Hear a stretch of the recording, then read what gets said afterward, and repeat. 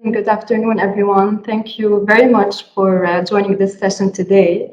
I'm Joelton. I'm a clinical dietitian, and I'm specialized in obesity and diabetes management. And I'm currently the wellness director at TruDoc 24/7. So actually, this session is one of my favorite topics to talk about. And the reason why is because I really do understand you when you feel very confused about healthy eating and what is a healthy diet. Actually, as a matter of fact, it was very confusing to me. When I started my career as a dietitian, I was buying books all about calories inside food and nutrients. And I only thought that it's all about the calories, right? So what should I eat per day? How many calories? Is it 1,200? Is it 2,000? So it was very confusing at the beginning. And then when I started learning more and more about nutrition, I realized there are so many aspects and factors that lead to a good health. And then when I started taking clients and doing consultations, I realized how confusing it could be to so many people from the questions I used to get, and I still get actually. So the questions would be, for example, is keto healthy? Is rice cake better than bread? Is sugar good in moderation or not? So I understand it is very confusing. You hear it from your neighbor, you hear it from your friend, you maybe read an article about some miracle diet or some, let's say, a fat burner drink, and then you want to try it, and then it turns out not to be good, right? So this is very interesting at the same time, not only confusing, but interesting. And for that reason, today I just wanted to guide you on how to buy products from the grocery store or from the supermarket and learn how to buy healthy ones. So I would like to start this session today with a very small and simple question to you all. And I would like to make it a bit interactive with you as well, to just see the different opinions we have. And my question to you is, what is a healthy diet according to you? So you can share your answer through the chat box and I'll be reading them out loud. So please take a minute, think about what is a healthy diet to you, and let's share our answers. Let's see what are the different opinions about a healthy diet. It is a simple question indeed, but it might be a bit challenging to answer, right? So please feel free to answer through the chat box and I'll be sharing the answers with you all. So I'm getting, for example, fruits and vegetables is a healthy diet, no sugar, no oil, more greens, unprocessed food, a balanced diet, cutting down the carbs, balanced food, moderate amounts. So you can see, and actually you can access the chat box and see, yes, how many different answers we have, right? So no chocolate. So we have different kinds of answers. Good food, good sleep, sports, nice one. We can eat all kinds of food, but we have to grind and chew well in mouth. Interesting, very interesting answers. So a healthy diet for me is like control the portion of the stuff which you intake each meal, but it should be balanced macros, less meat.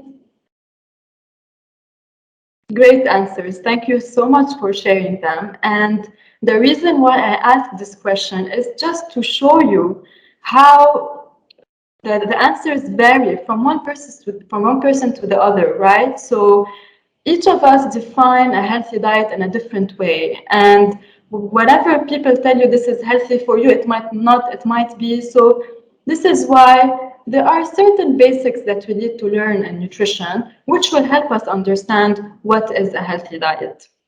And the definition of a healthy diet is usually generic. So the health organizations, for example, like WHO or CDC, for instance, they defined healthy eating in the following phrases. So the first one, it emphasizes fruits, vegetables, whole grains, and fat-free or low-fat milk and milk products.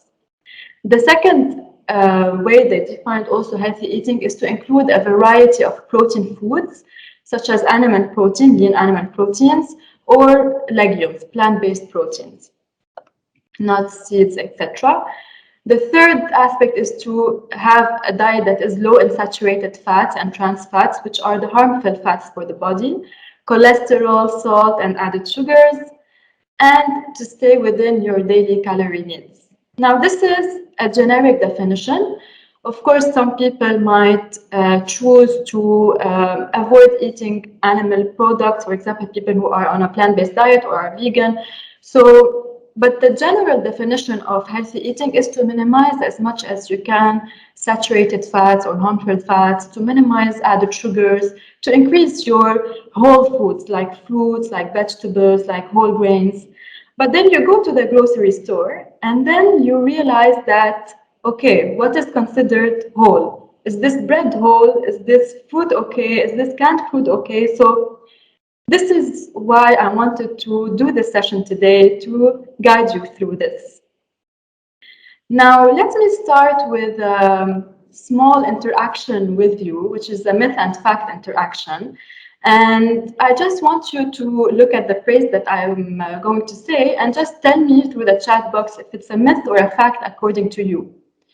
And the reason I'm doing this exercise is just to show you that not everything we hear is healthy, or anything we see or people tell us they are healthy or it's labeled as healthy is actually true, right? So we need to dig into details and know what exactly is in the product.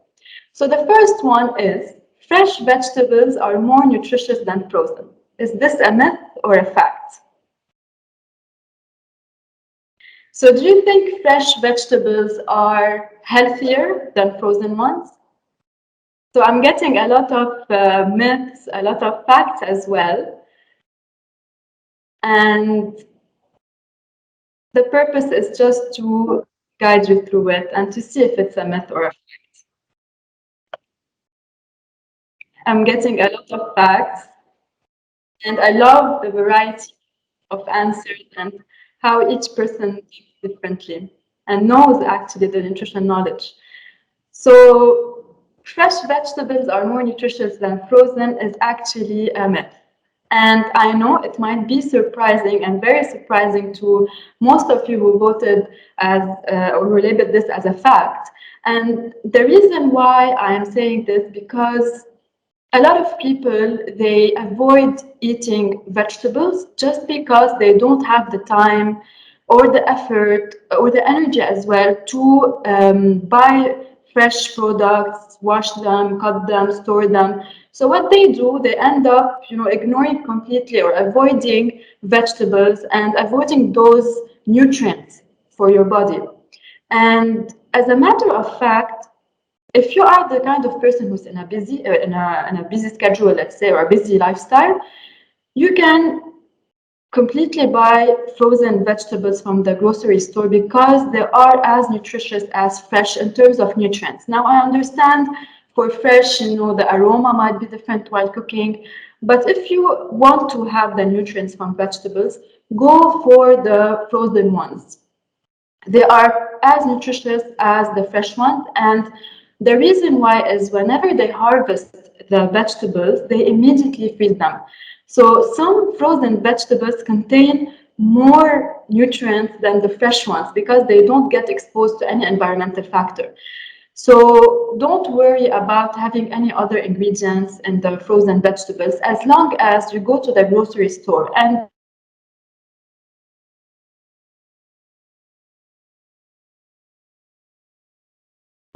like for example, frozen broccoli, or even for fruits, frozen raspberries. They're as nutritious as fresh. And I'll give you an example, a personal habit that I do. I'm usually in a rush during my mornings to go to the office. And if I want to make my smoothie, I just freeze or get frozen fruits and vegetables, and I put them in my smoothie, specifically blueberries and spinach, and I get all the nutrients that I need. So yes, it is surprising, but you can still have them as long as you read on the ingredients list. There's no other thing other than the fruit or vegetable name itself. So the second one is multigrain bread is healthier than whole grain bread. What do you think? Do you think this is a myth or a fact? Think about it. And let's see in the chat box what are the answers. So I'm getting also a mix of myth, a mix of facts. It's quite interesting. So I repeat it again, multigrain bread is healthier than whole grain bread.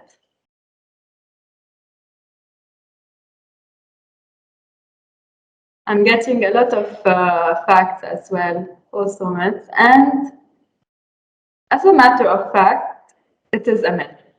And yes, it might also be very surprising to a lot of people. And if we look at the phrase here, so we look at the word multi. Multi means several things, right?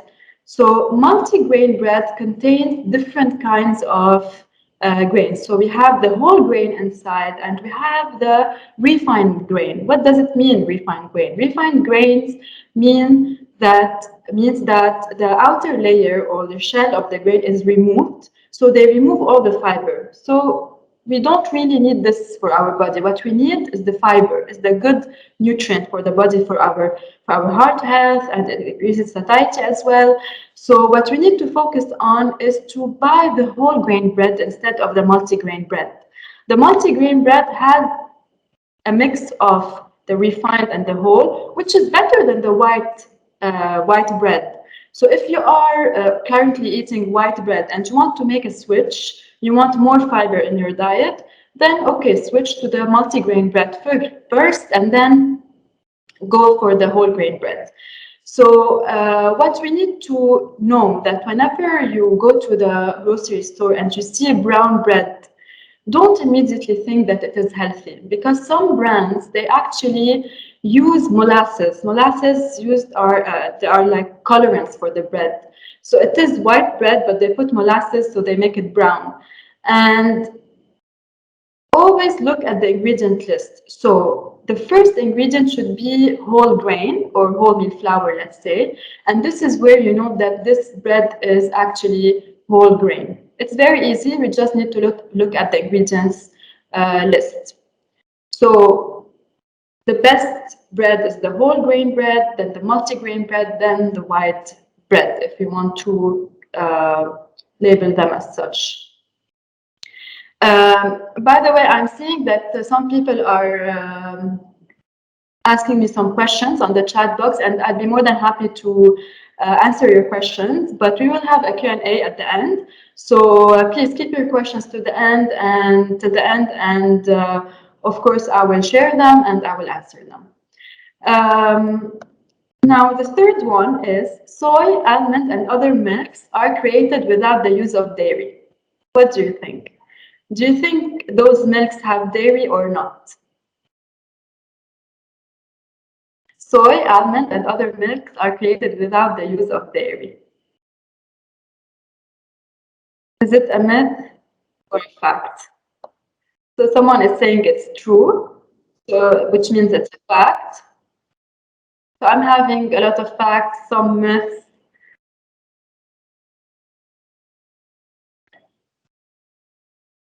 So yes, so this one is a fact. Those milks are called plant milks or plant-based milks. They are from either, for example, almonds or walnuts or cashew milk or oat milk, and those do not contain dairy. So if you are lactose intolerant, or if you simply avoid dairy, or if you are vegan or a plant-based eater, you can definitely go for such milks because they do not contain any dairy products. Now, the last one, jam does not contain fat. This is a bit tricky, and I just want you to think about it. Take a few seconds and think about it. Jam does not contain fat. Is it a myth or a fact? So I'm getting a lot of myths. One fact. Interesting. Very interesting answers. And as a matter of fact, It is a fact. So yes, again, it might be surprising, but jam by itself is made out of what? It is made out of fruits, right? They might add sugar, which most brands do add added sugars. But if you want to look at the fat composition of it, it doesn't contain any fat. It contains sugar. It's purely carbohydrates. Now, the fat could be, for instance, if you are putting jam with butter, yes, the butter is the fat, but the jam by itself, it doesn't contain fat. It's purely sugar. Now, I'm not saying that jam is the healthiest option. If something does not contain fat, it doesn't mean that it is healthy. On the contrary, it contains sugar, and most of the brands have added sugar, so it's not healthy to buy or to eat a lot from. So the reason I put this myth and fact is because from a personal experience, I was once in the grocery store and there was, the aisle of different brands of jams. And I saw one brand that had like a big sign, which was written fat-free jam. So the consumer will immediately think, oh, okay, this might be good for my health. This might be light, so let me buy this one. And this is a smart way of attracting consumers to buy your products. It's like a marketing strategy, right? So, and the other jam brands were literally the same. They have the same ingredients, same everything, but don't be surprised by those signs because they might trick you sometimes in the grocery store. So always don't check what is on the label from or on the product from the outside. Always look at the back of the product, at the ingredients list, at the nutrition facts. And now I'll be telling you what are the 3 methods to look at whenever you want to buy a product and to know if something is healthy or not. So starting with the first method, it's called the nutrition facts label. Firstly, before I move with it, I would just like to thank you for your interaction. It's really interesting and entertaining as well. And I would like to ask you here if you have seen this before, and if yes, if you've ever read it, because from my experience, from my own clients, I know they have seen it, but they don't know how to read it. And if you've never seen it, I have a product here with me. Usually it's on the back of the product. It's like a table, as on the slide, as it's shown on the slide. So this is called the nutrition facts label. Now, the nutrition facts label is one way to understand what is inside your product. You can see there are different numbers. It might look confusing, but actually it's very simple if we break it down. So I'll break it down with you now. The first thing that you need to look at is the serving size. The serving size is really, really important because usually products, let's take this example. So this product shows that in a serving size, there is 1 cup, right? Serving size equals to 1 cup, which is 227 grams. So this means that whatever is listed below that in terms of calories, in terms of fat, in terms of cholesterol, sodium, whatever it is found in 1 cup. So 280 calories in 1 cup, 9 grams of total fat in 1 cup. Let's say total carbohydrates 34 grams in 1 cup. Why is this important? Because sometimes you'd be buying, let's say, this box, okay? And this box would be 2 cups. But when you look at the nutrition facts, you see that whatever they labeled is in 1 cup. So actually, if you eat the whole box, it's actually that you're doubling the amount of calories you are eating, the amount of carbohydrates you are eating. So serving size is really important to understand and how much, okay? Now, the second thing that you need to look at is the calories. So the calories is just for you to understand if, let's say, you are the kind of person who is watching their calorie intake. And the nutrients are usually the total carbohydrates, the total fat, the proteins, and the cholesterol and the sodium that are listed.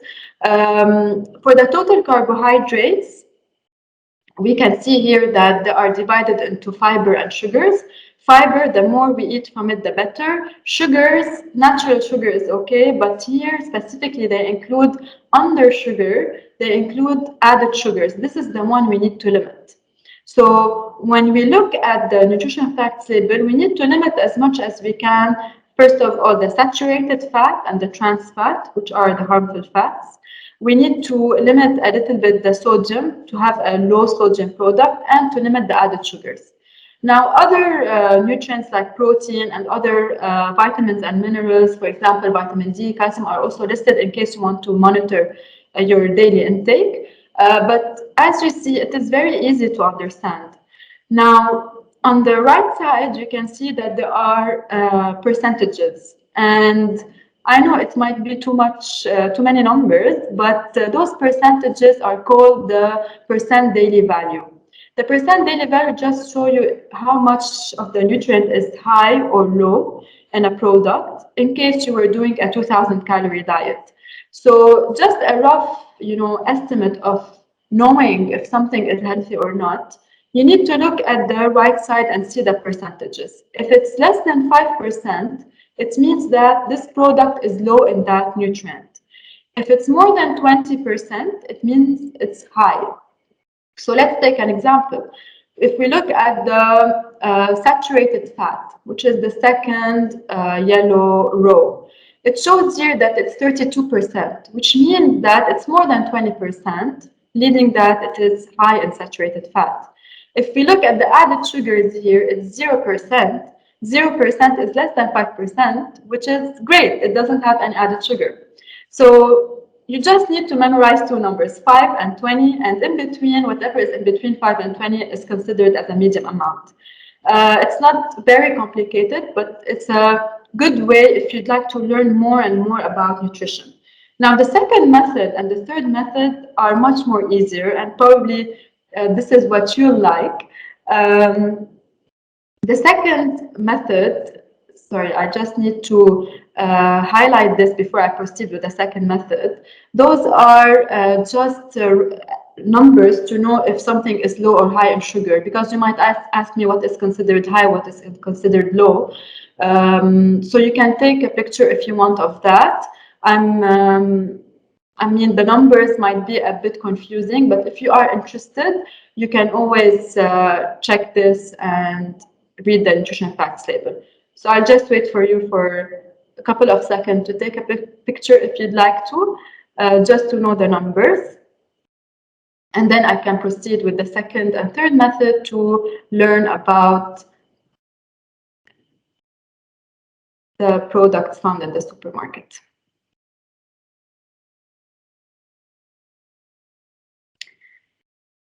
So moving forward, the second method is the ingredients list, and this is the easiest method. The ingredients list tells us a lot about what is found in our products.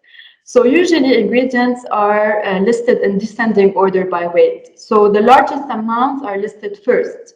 So you will be surprised, actually. Some cornflakes brands,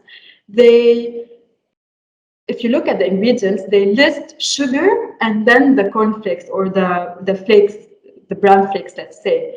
This means that this product has more sugar than the flakes themselves. So always check the ingredients list. It tells you a lot about what is found inside your body. The shorter it is, the better. And try to avoid ingredients that you don't really know. So always go for whole options or whole foods in order to better understand if this is healthy or not. So this is a very interesting way and very quick way to know if something is healthy or not. And the next time you go to the grocery store, try to look at the ingredients and see. You will be surprised, trust me on that. And before I proceed to the third method, I gave you an example here of a Kit Kat bar. Now the Kit Kat bar, I'm not pushing you towards not buying it, but I just want to show you how surprising things can be. So if you look at the ingredients down, you can see that the first ingredient is sugar. This means that this product has more added sugar than chocolate itself or the cocoa beans. And Another thing, I'm not sure because now on my screen it's showing it's too small. I'm not sure if with you as well. If yes, I'm sorry for that, but I will provide you with the information. So the ingredients, the first one is sugar, which means it has more sugar. And in the nutrition facts label, this bar contains approximately between 16 to 20 grams of added sugar. And I'll tell you how much is the dietary or the allowance per day for sugar. For women, it's 24 grams. For men, it's around 36 to 39 grams. And if you are eating just one Kit Kat bar, you will see that you're getting approximately 16 to 20 grams of sugar, which is very high, right? And this is just an eye opener for you to know what exactly you are eating. So go for healthier options as much as you can. Now, the third method is a very interesting and one of my favorite methods to understand about a product. Have you ever seen the traffic light labeling on a food product? So I show you here. This is what it looks like. So it's like a colored traffic light labeling. It might be green, it might be red, it might be orange, and I'll explain to you what's orange and green and red. But have you seen it? I would like to know if you noticed this traffic light labeling whenever you were shopping. And if you noticed it, do you know what it is? Do you know what are those colors? Okay, so I have different answers. I have yes, no, never knew what it was. So this is for me the easiest way to know if something is low in fat or high in fat or low in sugar or high in sugar or salt. So the traffic light labeling, we are all familiar with the colors. So the green colors means that go for it. So it's low in fat, low in saturated fat. This is the example I gave. Red means it's high, so it's high in sugar. And salt, it's orange, it means that it is medium in salt. So if you're in a hurry, you don't want to look at the nutrition facts, you don't want to look at the ingredients list, you just want to know if this is low in sugar, salt, or fat, or high. This is a very easy way. And usually they put it on the front of the product, not on the back. So you don't even have to take it off the shelf. So this is an example of the one I put in the slide to show you that this product is high in sugar, medium in salt, and low in fat and saturated fat. And for example, this product is all green, right? All green colors, which means that it is low in fat, it is low in sugar, and it is low in salt. So try as much as you can to go for such options, or to go for options that have mostly green and maybe one orange. But reds, let's try to minimize them as much as we can. What do you think of this method? It's nice, no? It's very easy, and also we don't need to memorize any numbers, right? Let's move forward. Now I can see your questions. I'm sorry, I'll answer them at the end, but I have one question here that is related to this slide, which is it per serving? Yes, it is per serving. So as you see here, each serving contains that.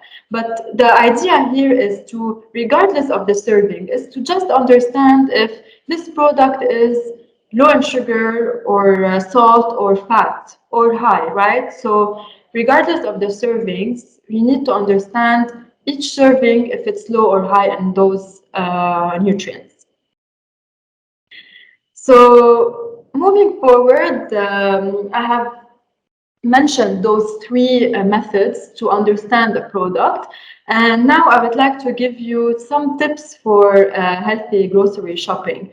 Now, making a shopping list is one of the top tips I give, because this strategy minimizes the chances of you buying unhealthy food products.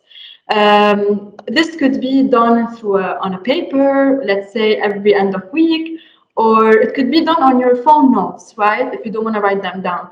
Just take 10 minutes out of your time, maybe by the end of the week, to write down what do you want to buy from the grocery store. And this, yes, minimizes the chances of you buying unhealthy food products. Um, Eat before you go shopping is my second tip. And also this minimizes the chances of you buying unhealthy food products. And this is very important, whether you are doing online shopping, ordering from an app, or you are physically shopping in the grocery store, do have a snack, don't go hungry, because whenever you are hungry, you feel you want something high in sugar or high in fat, so you will definitely go and buy this kind of product. So make sure you're not hungry before you shop, virtually or physically. Now, the third one is to choose whole grains instead of refined. And this is also very important whenever you are buying bread, or for example, you are buying, let's say, rice or pasta. Try to buy whole pasta, whole grain pasta, instead of white pasta. And this increases the amount of fiber you have in your diet, and it's better for you, for your health. So for carbohydrates, always focus on having the good ones, the ones that are good for your body, like, for example, fiber. Um, the fourth tip is to choose lean cuts of meat. If you are an animal-based eater and you want to eat chicken or beef, try to go for options like, for example, chicken breast instead of other parts of the chicken, because they are lowest in fat. If you are going for beef, also go for low-fat options, or you can tell the butcher to remove the white part from the sides. Usually steaks are the leanest, so you can go for those kinds of beef. And another tip would be to choose low-fat dairy. A lot of people think that whenever you choose low-fat dairy, it means that it's not healthy. They add some other things, but as a matter of fact, no. Specifically for dairy, maybe for other products, whenever they remove the fat, they add sugar. But for dairy, usually it's not the case. They only remove the fat. So if you are choosing, let's say, yogurt, or you are choosing milk, try to go for the low-fat options. And the last step would be to avoid products with more than 5 ingredients, or ingredients you don't actually know. And I have mentioned this when I was talking about the ingredients list. Try to choose minimal ingredients as much as you can. And those ingredients, of course, not to be unhealthy ones, to be healthy ones, whole foods as much as you can.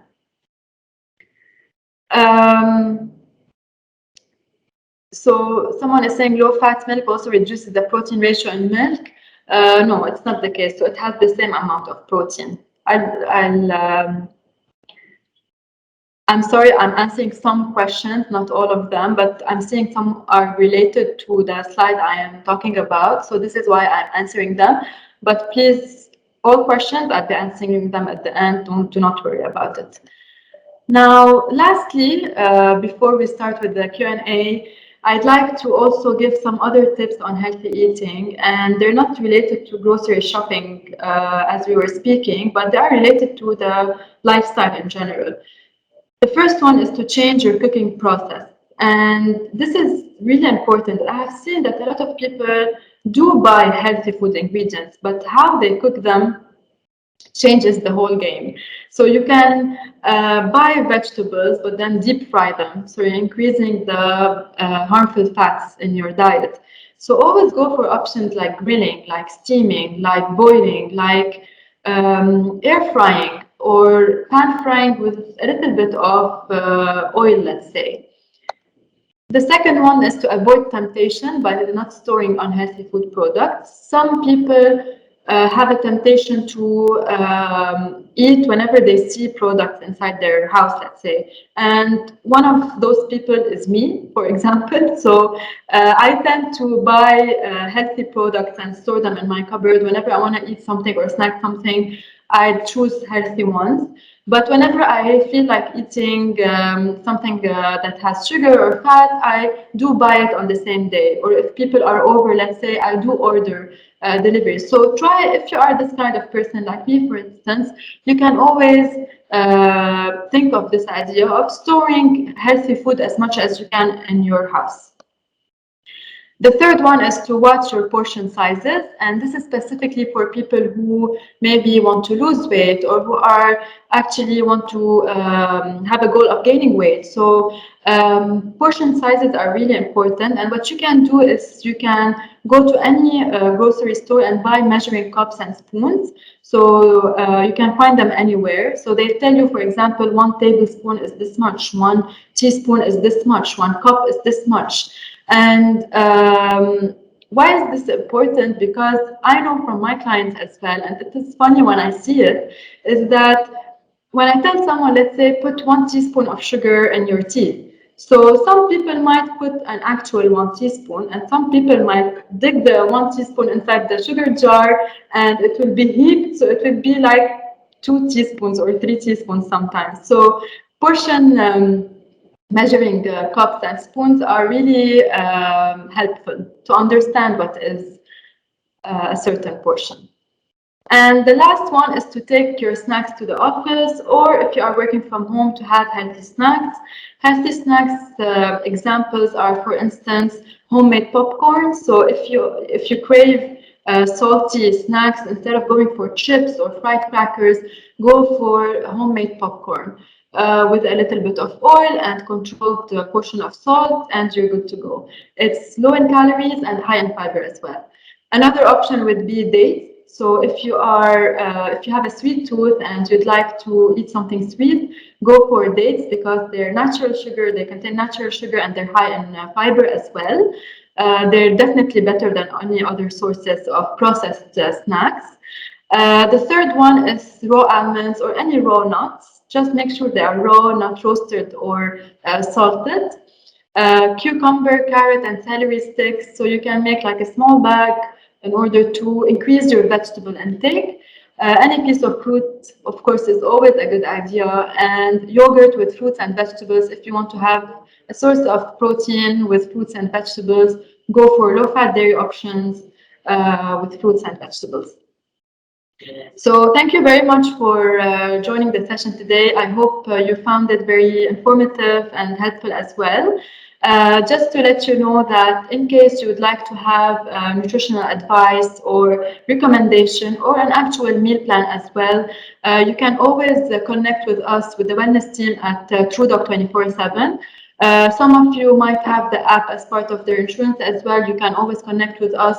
For attendees who do not really know about TruDoc 24/7, you can download it on App Store or Google Play. Registration takes a couple of minutes. You subscribe per month, and you'll be connected to wellness team, dietitians, and doctors as well as psychologists.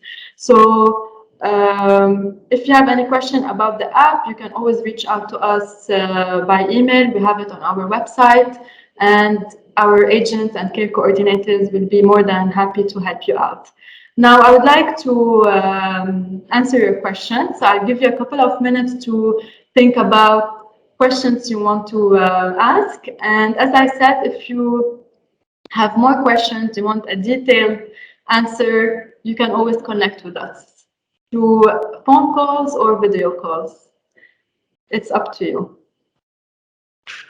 So I start with some questions I read before. Let me just try to find them. So one person was asking if the traffic light labeling is found on all products. Mostly yes. Some products still lack it because it's not very old. It's fairly new. So, but most of them, they do have it.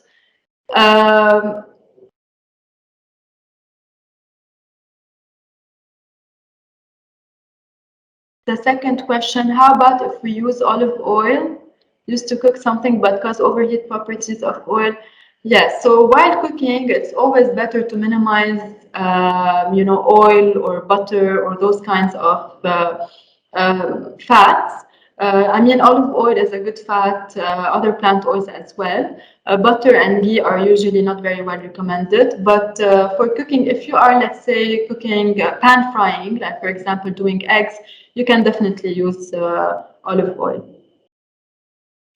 So grocery bought popcorns are not good. Yes, popcorns like the ones, the microwave popcorns or the ones you find already popped, most of them, they contain high oil, high amounts of oil and high amounts of salt. So what you can do is you can buy the popcorn kernels and just put them in a pot with a little bit of oil, a little bit of salt, and it takes you maybe 5 minutes to have a big bowl of popcorn. So it's better to buy the kernels. How do I get rid of belly fat? By adjusting our diet. Belly fat is one of the challenging and hardest parts of the body to lose fat, and you can still do it, of course, by focusing on three things. By focusing, first of all, on eating a diet that is well balanced, that doesn't contain any high sugar or high fatty food. As much as you can go for whole options like fruits, vegetables, whole grains, let's say lean proteins. Proteins can also be found in legumes, also, not only meat and chicken. The second thing to focus on is exercise, and it's not necessary to exercise every day for an hour. No, it's just about moving your body, doing some activity. Walking could be very great, 30 minutes of walking. And third thing is to relax, to minimize as much as you can the stress. And this can be done by doing meditation, by doing sports. This will help you a lot, and also reducing the belly fat, the stubborn fat.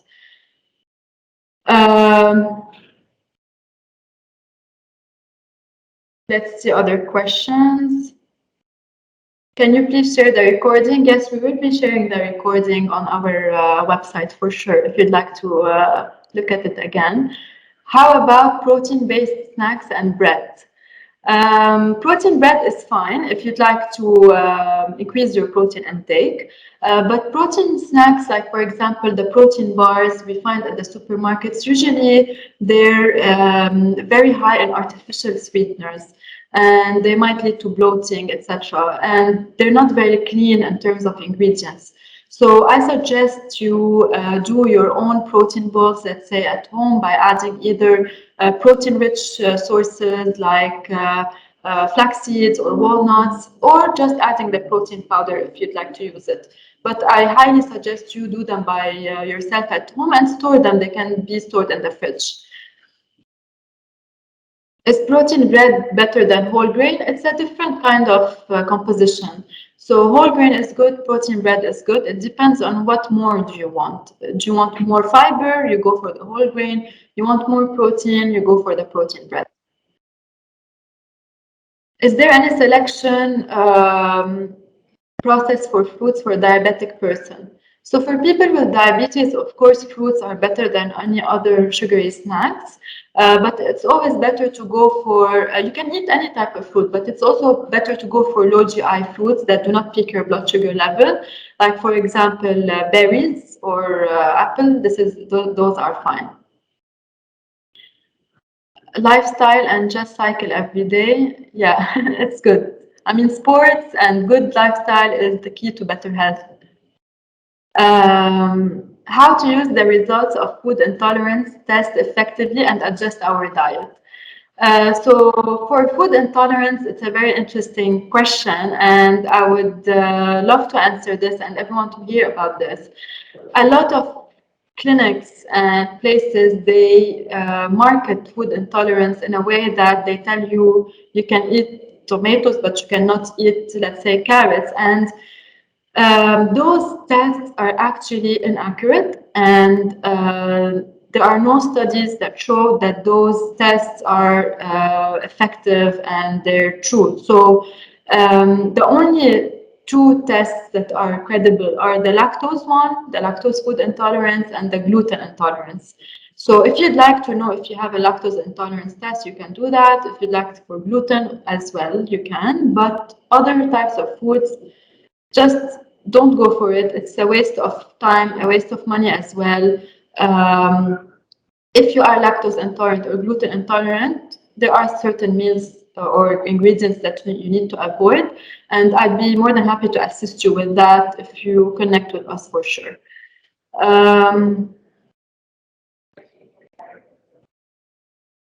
Is low-fat milk better for toddlers, or they should stick to whole milk? Whole milk, but it depends. I mean, after 2 years, you can provide this, so it's fine. Would you recommend detox drinks, lemon infused water, for example? So detox drinks also is a very interesting topic. I always say that detox is also another marketing way to attract people to buy their meal plans. Detox is something that your body naturally do, your organs naturally do. What you need to support is, or how do you support, is by eating healthy foods full of antioxidants and anti-inflammatories, like for example, fruits, vegetables, whole grains, lean proteins. But lemon infused water is a good option if you'd like to drink more water, if you like to flavor your water, but it's not a magical drink that will burn fat, for sure.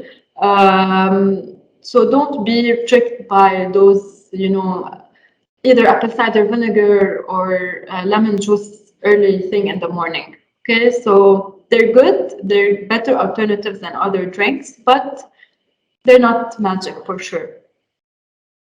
Is low-fat dairy good for PCOD?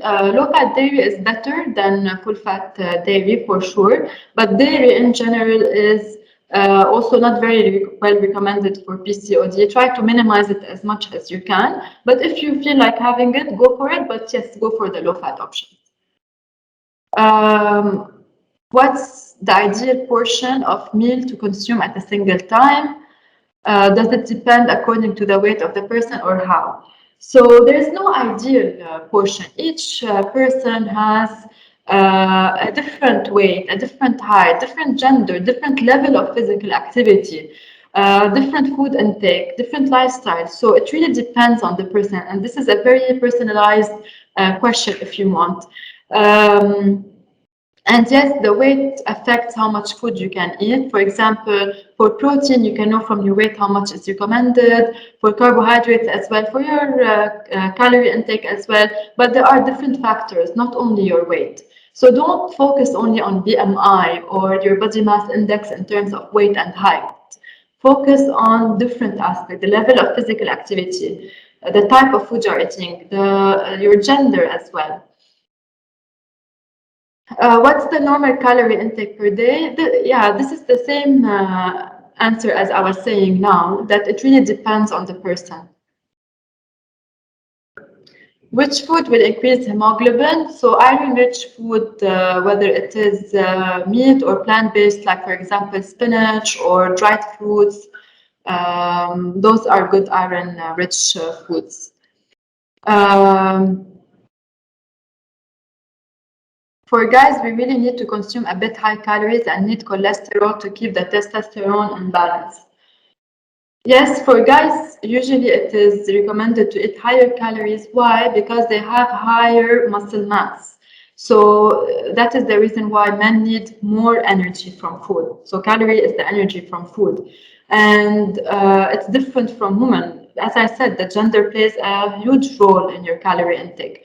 But not all men should have the same calorie intake per day recommended. It depends on the level of physical activity for sure and on other factors. So as I told you, this is a personalized, composition for each person. And if you connect with a dietitian from our team, we'll be able to assist you with that. Could you please suggest some gut diet? Yes, of course. Please feel free to connect with us, and we'll share with you all details about the gut and what needs to be eaten and what needs to be avoided. So we have a couple of maybe 2 to 3 minutes to answer some more questions. Thank you very much for your questions. They're very interesting and they're varied, right? So how to reduce triglycerides for non-smokers? So triglycerides, you need to focus on a diet that is low in saturated fat or trans fats, like for example, high level of cheeses, high yellow cheeses, full fat dairy. Try as much as you can to reduce also processed foods, red meat as well, and increase your fiber intake from fruits, from vegetables, from whole grains as well. This helps with triglycerides. And also, of course, physical activity.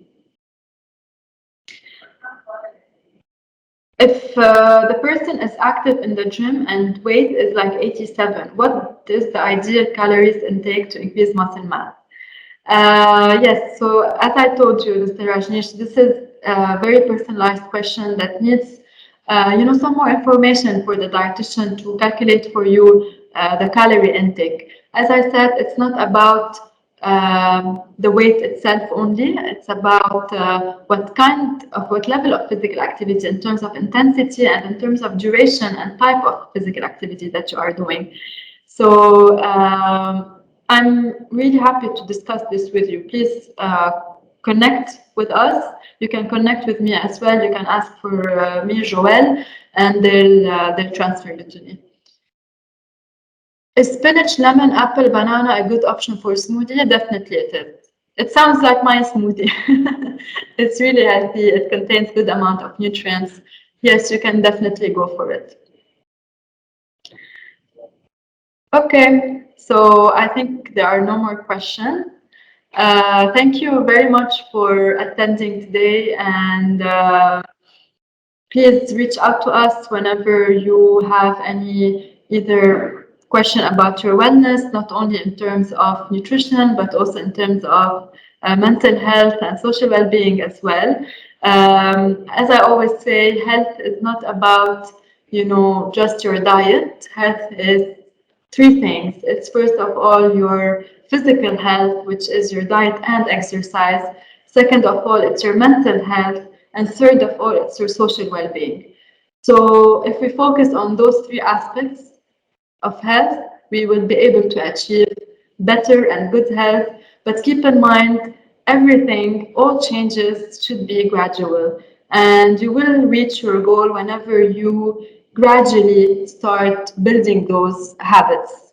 Okay, it's not an overnight achievement for sure. Thank you very much. Have a good day.